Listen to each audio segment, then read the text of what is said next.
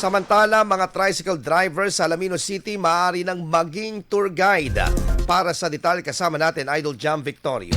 104.7 IFM.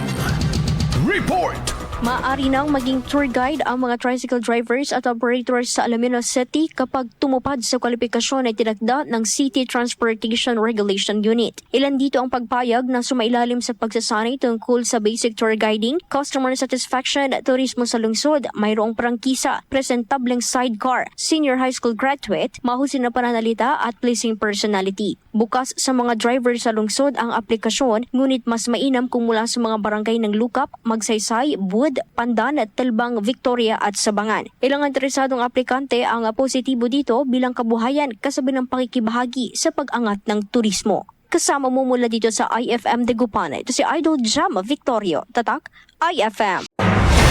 IFM News. IFM News. IFM News.